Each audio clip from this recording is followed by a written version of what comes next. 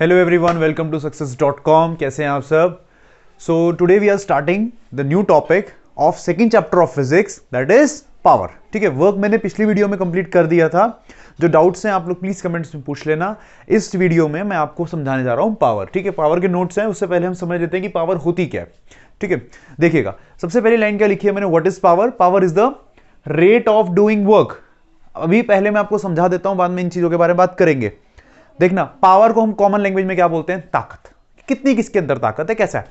अब जस्ट एक चीज इमेजिन करना कि सपोज मैं कोई काम कर रहा हूं, ठीक है, या you are doing the work, let's say you are doing 10 joule of work in 1 minute, okay, and your brother is doing the same, means 10 joule of work in 2 minutes. So what we will say? You will have more power than your brother. Why? Because you are consuming less time and doing the same amount of work. तुम्हारे पास ज्यादा ताकत है। Clear? सो यही चीज क्या होती है? Power होती है फिजिक्स के अंदर। ठीक है, क्या पढ़ते हैं यहां पे? Rate of doing work. जहां भी रेट आ गया, ध्यान रखना, जहां भी रेट का टॉपिक आ गया, रेट का डिस्कशन, ये वर्ड रेट का मतलब है we will divide by time. ठीक है, किसको डिवाइड करेंगे? वर्क को करेंगे। तो सिंपल सी कहानी है, सिंपल सी स्टोरी है। क्या समझेंगे? पावर क्या होती है कि कितने टाइम में कितना वर्क डन किया। ठीक है, कितने टाइम में कितना वर्क डन किया किसने? पावर को कौन करेगा काम? कोई सोर्स करेगा, आप करेंगे, हम करेंगे, या कौन करेगा? कोई मशीन करेगी। ठीक है, तो इसको दूसरे तरीके से भी क्या लिखा जा सकता है? Rate of doing work by source और rate of the energy spent. मैंने कितनी एनर्जी स्पेंड करी किसी काम को करने के लिए। बिकॉज हमको पता है कि वर्क और एनर्जी आपस में रिलेटेड होते हैं। अभी चैप्टर में आगे आपको ये चीजें बताऊंगा। ठीक है, ध्यान रखना, या तो रेट ऑफ एनर्जी स्पेंड या तो rate of doing work by source, कि सोर्स ने कितना वर्क किया इन पर्टिकुलर दैट यूनिट टाइम। ठीक है, कैसे इमेजिन कर लेंगे? अभी आपको मैंने एक एग्जाम्पल दिया, दूसरा एग्जाम्पल आप कैसे ले सकते हैं देखिएगा। एग्जाम्पल बाद में, पहले ये देखिए, पावर का फॉर्मूला क्या हो जाएगा? Work done upon time taken. ठीक है, तो रेट है, रेट का मतलब we will divide by time. किसको डिवाइड करेंगे? वर्क को डिवाइड करेंगे। तो work done upon time taken, simple सा टॉपिक है। What is power? Power is rate of doing work. Formula क्या है? Work done upon time taken. Okay, power कैसी क्वांटिटी है बच्चों? पावर है scalar quantity. It is no direction, only magnitude. Okay, next, power किस किस पर डिपेंड करेगी, ये इंपॉर्टेंट है। Power depends on work done and the time taken. अब कैसे कैसे डिपेंड करती है, लेट्स सी। सपोज एक एग्जांपल ले लेते हैं कि मैं suppose I am doing the work 20 joule of work in let's say 2 minutes. Okay, 20 joule of work in 2 minutes, and in the same time someone else is doing the work in the 2 minutes someone else is doing 40 joule of work. That means double than me. So what is? He is doing more work in that same time. So what we will say? That man will have more power. Okay, so see, work done पे कैसे depend करेगा? अगर work done ज्यादा हुआ तो हम कहेंगे power भी क्या होगी? ज्यादा। More the work done, more will be the power spent. Clear? More the work done, more will be the power spent bye the source. ज्यादा ताकत लगाई होगी किसी ने। ओके, नेक्स्ट देखते हैं। नेक्स्ट है time taken for doing the work. अब टाइम टेकन में क्या खास बात आएगी? कितने कम टाइम में काम किया। क्लियर? अगर कोई वर्क मैं बहुत जल्दी कर लेता हूं, सो ज्यादा पावर लगा के करूंगा ना, दैट मीन्स अगर टाइम कम है दैट मीन्स पावर ज्यादा है, इनवर्स रिलेशन है। ओके, और टाइम ज्यादा है दैट मीन्स पावर कम है। सो सी, कैसे बोलेंगे? अगर टाइम कम कंज्यूम किया, कम टाइम में उतना ही वर्क कर दिया, तो क्या बोलूंगा? कि मैंने अपनी पावर ज्यादा स्पेंड करी थी। ठीक है, सो दो फैक्टर्स आ गए जिसके ऊपर वर्क डन डिपेंड करता है। एक आ गया आपका वर्क डन और एक आ गया आपका टाइम। आई होप ये चीज आपको क्लियर हो गई होगी।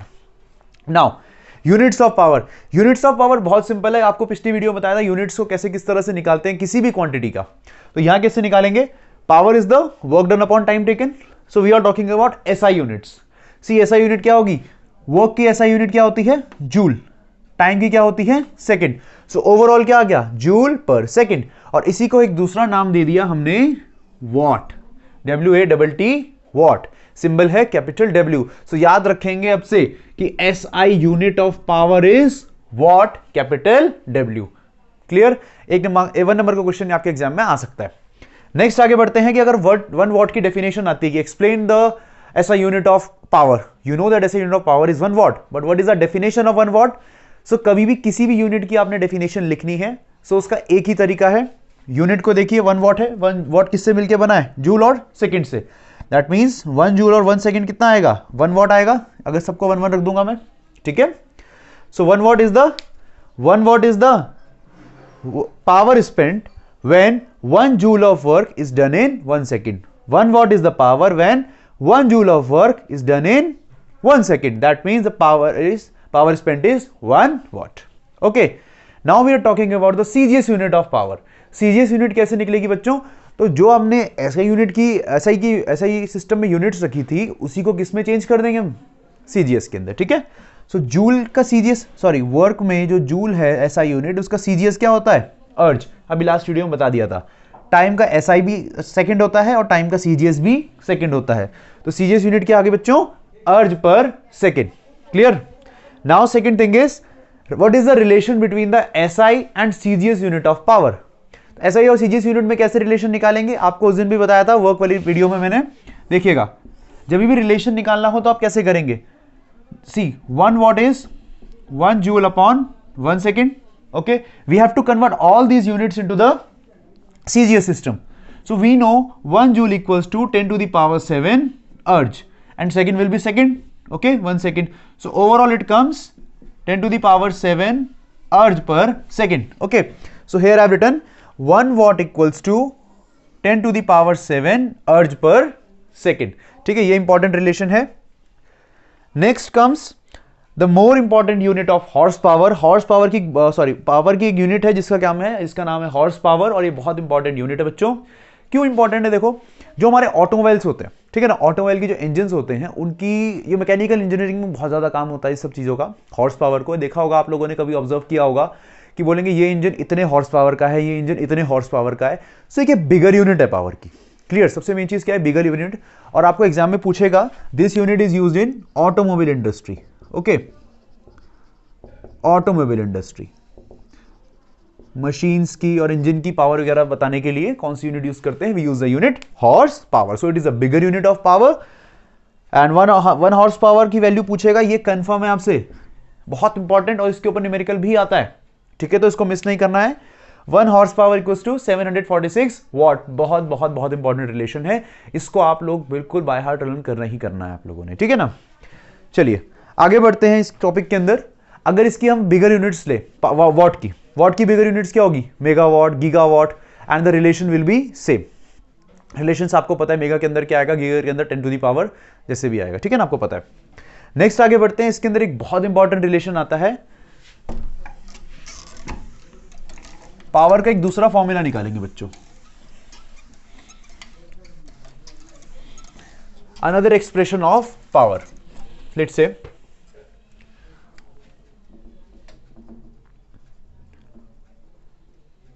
expression of power in terms of force and velocity। देखिएगा, सिंपल है, ये डेरिवेशन तो आ सकता है और न्यूमेरिकल भी इसके ऊपर आ जाता है। देखिएगा, पावर क्या होता है बच्चों? पावर होता है बेटा work done upon time taken. Okay, work done upon time taken. अब मुझे पता है वर्क डन क्या होता है बच्चों? वर्क डन होता है force into displacement upon time. Simple है। इसको मैं कैसे ब्रेक डाउन कर सकता हूं? इसको लिख सकता हूं मैं force into displacement upon time, and we know that displacement upon time is equals to the velocity of body या speed of body. Precisely we are saying the speed of body. Okay, sorry. So this will be the average speed of body. So what can you say now? Power will be equals to force into V. Okay, this is an important relation. Another formula for power. Power equals to the force applied and the average speed of body. Simple सा relation है। Energy, ठीक है। अब energy को start करते हैं।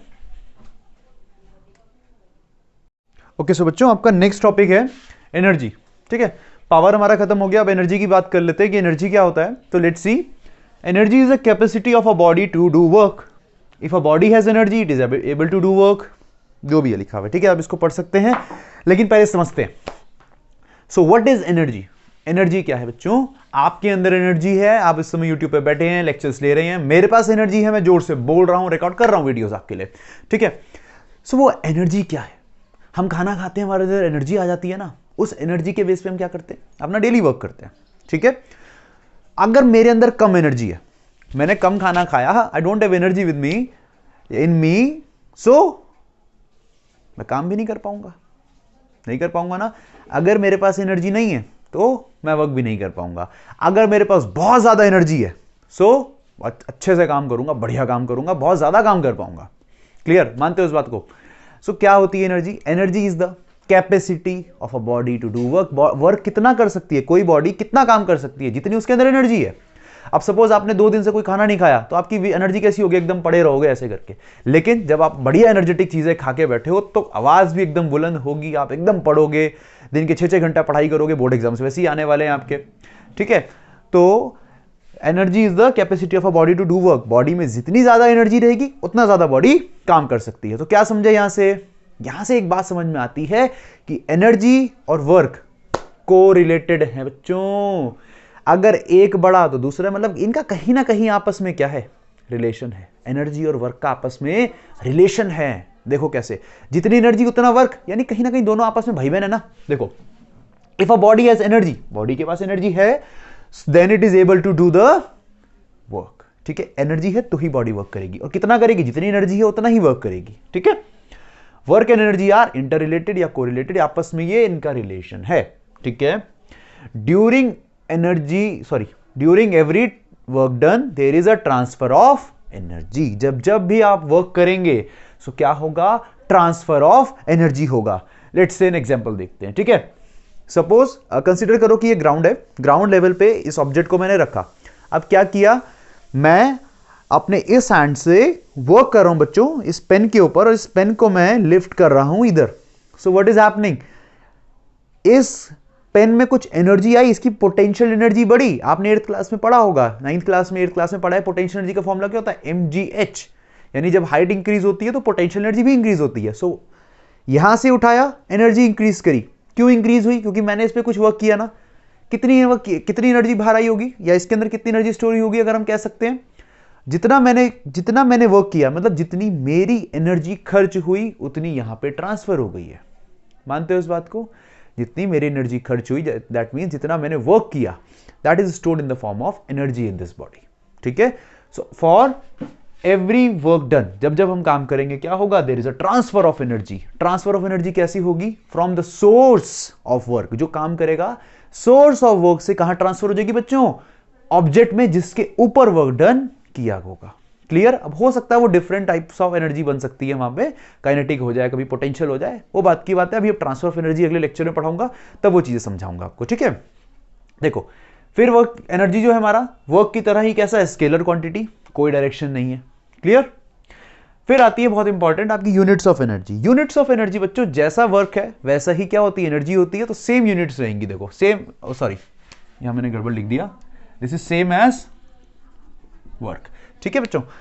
Work की तरह ही कैसी रहेंगी? एनर्जी की यूनिट रहेगी, ऐसा यूनिट जूल, और सीजीएस यूनिट रहेगी बच्चों अर्ज रहेगी। क्या ये चीज क्लियर है? बहुत बढ़िया। अब एक चीज देखना, देखो बच्चों, हमें क्या पता है? मुझे पता है कि work done equals to force into displacement, ठीक है। तो इसके थ्रू तो हम एक न्यूमेरिकल्स करते हैं। और एक और अभी थोड़ी देर पहले पढ़ा था हमने कि पावर क्या होता है बच्चों? Work done upon time taken. उसका मैंने आपको क्या बताया था कि वर्क डन की जगह मैं क्या लिख सकता हूं? Energy spent upon time taken भी तो लिख सकता हूं। इसीलिए बोला था कि दोनों इंटर रिलेटेड होते हैं, ठीक है। So power equals to the energy spent upon time taken. तो यहां से एनर्जी क्या आ गया बच्चों? Power into time. Clear? Power into time, कि कितनी एनर्जी हमने खर्च करी होगी, कि कितनी हमारी पावर है और कितनी देर तक हमने काम किया है। So the energy spent by source equals to the power of the source into the time, ठीक है ना, टाइम ऑफ वर्क, या कह सकते हो तो the time taken by the source to do the work. Okay, जो भी है। नेक्स्ट देखो, इसके अंदर इस फॉर्मूले के बेसिस पे कुछ यूनिट्स निकल सकती है एनर्जी की। तो यस, बिल्कुल निकल सकती है। देखेंगे अब फॉर्मूला इसे यूज करेंगे, किसको? Energy equals to power into time. अब देखिएगा, पावर की ऐसा यूनिट क्या होती है बच्चों? वॉट। और टाइम की क्या होती है बच्चों? ऐसा यूनिट की टाइम की एक यूनिट ले रहा हूं मैं आर, ठीक है, बिगर यूनिट ले रहे हैं। सो एनर्जी की एक यूनिट क्या बन गई बच्चों, वॉट आर, ठीक है बच्चों, वॉट आर। तो देखिए कैसे आया, यूनिट्स ऑफ एनर्जी, एक अगली यूनिट आएगी बच्चों आपके पास वॉट आर। तो वॉट आर क्या हो गया, 1 वॉट इंटू 1 आर। बहुत सिंपल सी आपसे डेफिनेशंस पूछी जाएंगी बच्चों इसकी कि what do you mean by 1 watt hour. So what is 1 watt hour, 1 watt hour is the energy spent when the power source source of power 1 watt was operated for 1 hour. 1 घंटे के लिए उस power source को क्या किया बच्चों, operate किया, तो कितनी एनर्जी खर्च करी होगी उसने एनर्जी खर्च करी होगी बच्चों वाट आवर। और वाट आवर की जो सिंबल है बच्चों वो क्या है, capital W and small H. क्या ये चीज क्लियर है?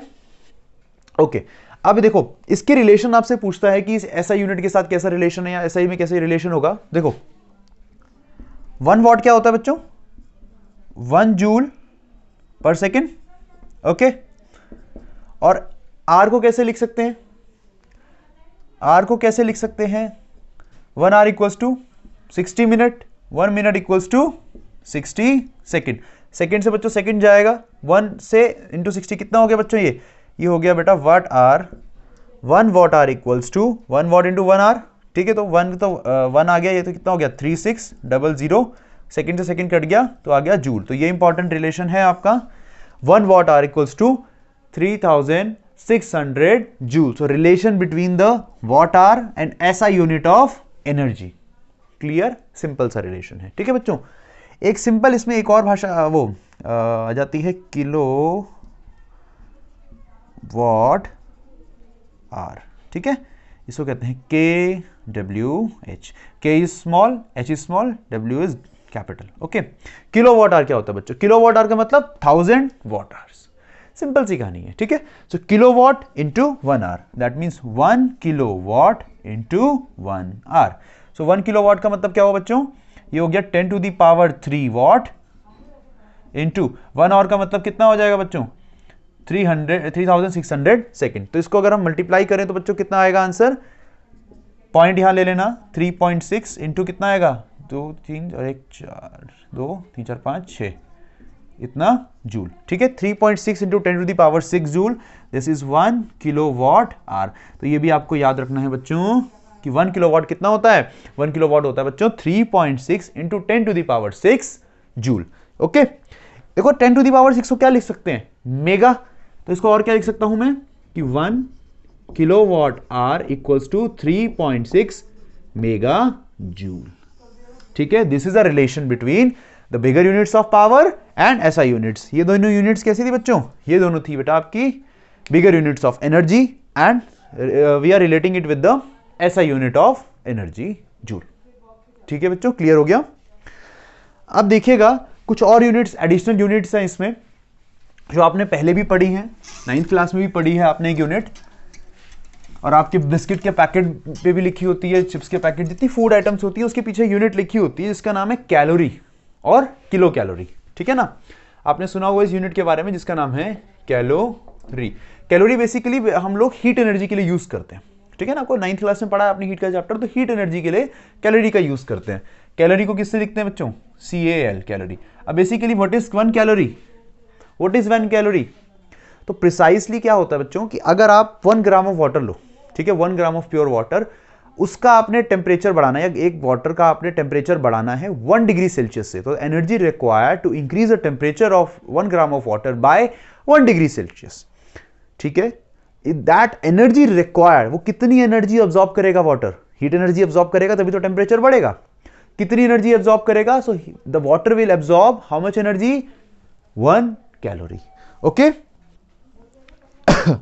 ठीक है, सो क्या करेंगे, what is 1 calorie, it is the energy required to increase the temperature of 1 gram of water by 1 degree Celsius. 1 degree Celsius से इंक्रीज करने में जितनी एनर्जी लेगा वाटर, एब्जॉर्ब करेगा, दैट एनर्जी इज 1 कैलोरी। अब ये 1 डिग्री सेल्सियस कैसे लेंगे, तो याद रखना इसको लेते हैं 14.5 डिग्री सेल्सियस से 15.5 डिग्री सेल्सियस तक। यानी प्रिसाइसली अगर डेफिनेशन बोलेंगे तो क्या बोलेंगे, the energy required by 1 gram of water to raise its temperature from 14 degree Celsius, sorry 14.5 to 15.5 degree Celsius, तो इतनी एनर्जी रिक्वायर्ड को बोलेंगे बच्चों 1 कैलोरी। ठीक है, और आपको ये रिलेशन आपने 9th क्लास में पढ़ा है कि 1 कैलोरी इक्वल्स टू 4.18 जूल या कि 4.2 जूल, आप कुछ भी बोल सकते हैं, ये आपने पढ़ा है। ठीक है, सो लेक्चर को एंड करते हैं, लास्ट यूनिट पढ़ते हैं। लास्ट यूनिट बहुत इंपॉर्टेंट यूनिट है। अगर आपने केमिस्ट्री पढ़ी होगी, केमिस्ट्री में आपको फर्स्ट चैप्टर में इसका दिख गया होगा, यूनिट है बच्चों इलेक्ट्रॉन वोल्ट। इलेक्ट्रॉन वोल्ट, इसको स्मॉल ई और कैपिटल वी से लिखते हैं। ठीक है ना, और ये होता क्या है, it is the energy gained bye an electron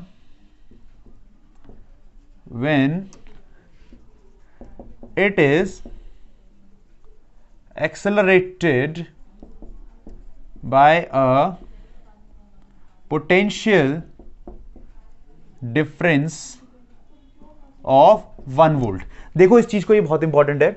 let's see कि आपने दो प्लेट्स हैं, okay, this is the positive plate, this is the negative plate, और इसके आसपास जो आपने पोटेंशियल डिफरेंस लगाया है, that potential difference is around 1 volt. Okay, 1 volt का पोटेंशियल डिफरेंस है। 9th में आप लोगों ने चीज पढ़ी है। अब से यहां पे एक इलेक्ट्रॉन है, नेगेटिव पार्टिकल है इलेक्ट्रॉन। सो इलेक्ट्रॉन के साथ क्या होगा, electron will be attracted towards the positive plate. तो यहां पे क्या होगा, इलेक्ट्रॉन के अंदर एक्सेलरेशन आएगा ना, इलेक्ट्रॉन यहां पे क्या हो जाएगा, इस तरफ के लिए अट्रैक्ट होगा। ओके, सो इस velocity is increasing, that means acceleration is there. Clear, so इस प्रोसेस में that means when the electron was accelerated by potential difference of 1 volt, इसके अंदर कितनी एनर्जी आई, तो that energy is called electron volt. ठीक है, energy gained by electron when it is accelerated by a potential difference of 1 volt. एक electron को एक 1 वोल्ट के पोटेंशियल डिफरेंस से आपने एक्सेलरेट किया, कितनी एनर्जी के साथ वो जाएगा, एनर्जी होगी तब तो जाएगा। ठीक है ना, so that is called 1 electron volt. अब नेक्स्ट चीज आती है बच्चों इसमें कि 1 इलेक्ट्रॉन वोल्ट की वैल्यू, तो वैल्यू क्या होगी, see 1 electron volt equals to 1e into 1v। अब 1e क्या है बच्चों, this is a charge on 1 electron, और ये क्या है बच्चों, पोटेंशियल डिफरेंस। सो बताएंगे इसकी वैल्यू क्या होगी, charge on 1 electron is 1.6 into 10 to the power -19 coulomb and potential difference is 1 volt. Okay, so देखो ये कैसे आता है बच्चों, ये भी वही है, जूल पर कूलम आता है ना, 1 volt equals to joule per coulomb.